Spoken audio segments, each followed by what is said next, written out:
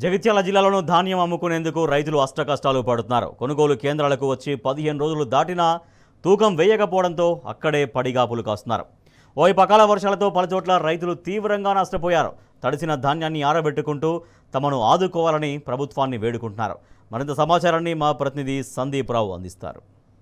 జిల్లా వ్యాప్తంగా కూడా వరి ధాన్యం కొనుగోలులకు సంబంధించి రైతులైతే తీవ్ర అవస్థలు ఎదుర్కొంటున్నారు. ఎందుకంటే ఒకవైపు 43 డిగ్రీలకు పైగా ఎండ కొనసాగుతోంది.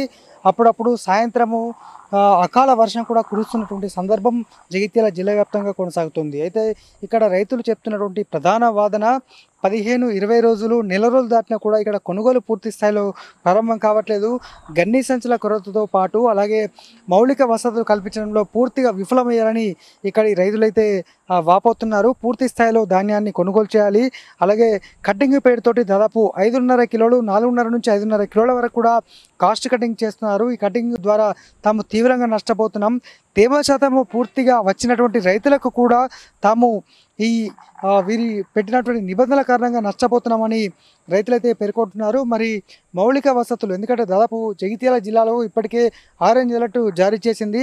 45 డిగ్రీలకు పైగా ఉష్ణోగ్రతలు జిల్లా వ్యాప్తంగా కొనసాగుతున్నాయి. ఇవాళ చందోలి గ్రామానికి చెందినటువంటి ఒక రైతు మాట్లాడుతూ తమకు ఎటువంటి మౌలిక వసతులు లేవు.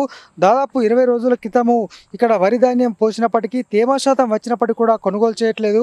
అధికారులు మాత్రము ఇవాళ రేపో మాపో అంటూ చెప్తున్నారు తప్ప తమకు కొనుగోలు చేయట్లేదు. అలాగే మౌలిక వసతులు అంటే ప్రతి సెంటర్లో కూడా దాదాపు అంటే టెంటుతో పాటు మౌలిక వసతులు అలాగే నీటి సౌకర్యం కల్పించేటువంటిది రాష్ట్ర వ్యాప్తంగా ఉన్నటువంటి నిబంధన. కానీ ఆ నిబంధనకు జగిత్యాల జిల్లా తూట్లు పొడిచినట్టు మనకు క్లియర్గా అర్థమవుతుంది. ఎందుకంటే ఒక రైతు పండించిన ధాన్యం దాదాపు 25 రోజుల క్రితం ఇక్కడికి తీసుకొస్తే వారికి కనీసం మంచినీరు ఇచ్చే నాదులు లేడు. ఎప్పుడు వర్షం పడుతుందో తెలియదు, ఎప్పుడు ఎండ కొడుతుందో కూడా తెలియనటువంటి సిచ్యువేషన్ ఇవాళ.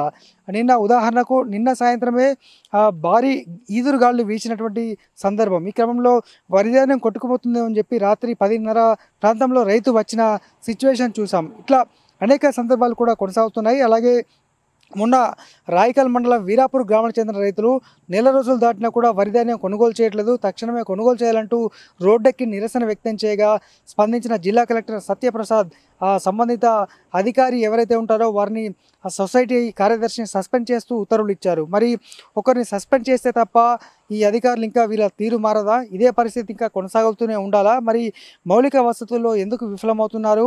అలాగే కటింగ్ పేరుతో పెద్ద ఎత్తున కూడా ఎందుకు కటింగ్ చేస్తున్నది మాత్రము అధికారులకే తెలియాలి. మరి రైతన్న అరిగోస పట్టించుకునే నాదురెడ్డి. మొన్నటి వరకైతే జగిత్యాల జిల్లా వ్యాప్తంగా సాగునీటి కొరత అత్యంత తీవ్రంగా ఉండే, కానీ నీటి విడుదలతో కాస్త కుదుట పడ్డామని భావించినప్పటికీ ఇప్పుడు ఈ చేతికొచ్చిన పంటను అమ్ముకోవడానికి నానా కష్టాలు పడుతున్నారు. మరి చూద్దాం, ఇప్పటికైనా జిల్లా వ్యాప్తంగా అధికారులు స్పందించి ఈ గొల్లపల్లి మండలం కావచ్చు, రాయకల్ మండలం కావచ్చు, జగిత్యాల పట్టణం కావచ్చు, జగిత్యాల రూరల్ అలాగే సారంగపూర్ బీర్పూర్ మండలాల్లో, ధర్మపురి నియోజకవర్గంలోని ఇటు ఎండపల్లి మండలం, వెల్గటూరు మండలం, బుగ్గార మండలాల్లో, ఇటు కొరుట్లలోని కతలాపూర్ అలాగే ఇబ్రహీంపట్నం, మేడిపల్లి, మల్లాపూర్ ఈ అనేక ప్రాంతాల్లో వీరి పంటలు తక్షణమే కొనుగోలు చేస్తారా లేక ఇంకా కాలయాపన చేస్తూ ఇదే పరిస్థితి కొనసాగుతూ ఉంటుందా? మరోసారి రైతులు రోడ్డెక్కాల్సిందినా వేచి చూడాలి. కెమెరా పర్సన్ మనోజ్ కుమార్తో సందీప్ రావు, టీ న్యూస్, జగిత్యాల జిల్లా.